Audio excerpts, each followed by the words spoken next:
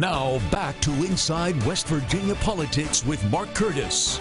And welcome back to Inside West Virginia Politics. This Veterans Day weekend, we're talking about all kinds of veteran services and issues here in the state of West Virginia. I want to introduce the Honorable Secretary of Veterans Affairs for the state of West Virginia, Dennis Davis. Great to have you on the show again, Dennis. Thank you very much. It's an honor to be here with you again. You come here every year, and we always want to update veterans and their families on what services are available. What's new this year? I know you've opened some new service centers for veterans. Talk about that first. We did. We opened 3 offices in this past year. Here in Charleston, we moved one in Wheeling and also in Teays Valley.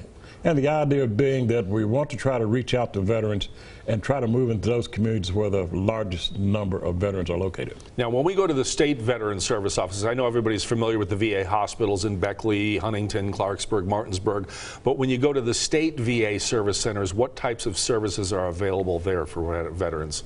We provide many services through our offices, of which we have 16 around the state.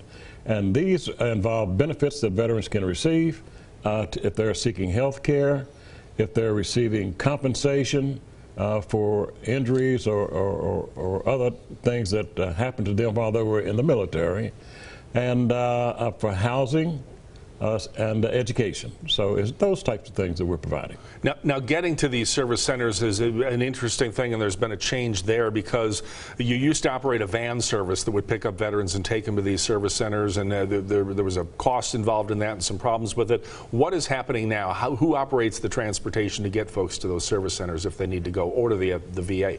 Yes, you're absolutely right. Those services are provided by the Disabled American Veterans. It's actually a program, Mark, that they originated. And West Virginia, several years ago, decided to take charge of a portion of it, but we found it didn't work that well under our supervision because of cost.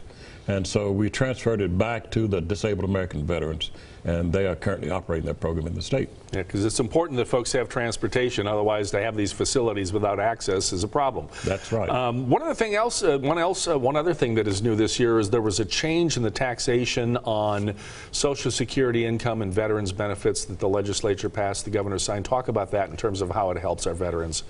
Yes, many states had started this idea of exempting the retirement pay of veterans.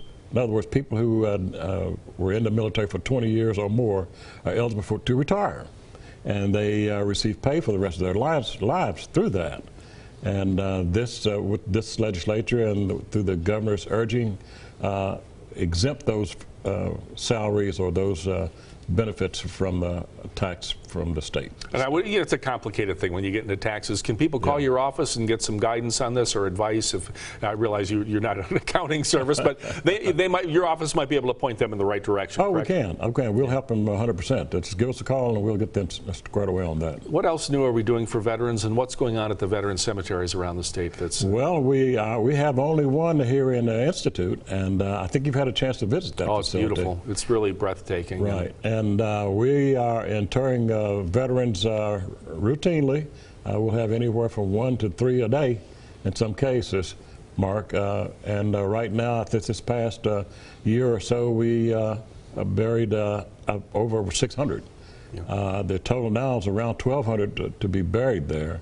But we have space for 60,000, so it's a pretty large facility on 350 acres, which was donated by the Dow Chemical Company here in West Virginia. It's a breathtaking and beautiful tribute to our veterans to be interred there. I've been to a number of ceremonies there. There is a Gold Star Memorial there for to honor the families that have lost someone in service to their country.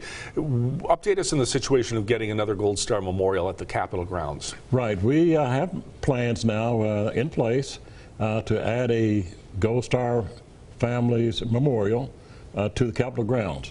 We've already poured the footers and laid the foundation, and right now we're only waiting on the memorial to arrive. Wow. It had a hitch. It's on a ship, and through the one of the tornadoes or hurricanes that came through delayed that. So we're going to do that in April. Well, I promise we will be there for the groundbreaking of that monument. It's going to be a wonderful tribute. I want to thank you for your service. I know you served 2 years in the U.S. Army in the field artillery at Fort Sill in Oklahoma. My daughter's heading there in February. She's going to do her training there. But God bless you, and thank you for all you've done for our country and our veterans. Dennis Thank Davis. you, Mark, and thank you for this having us. You're very welcome. We'll have you on again.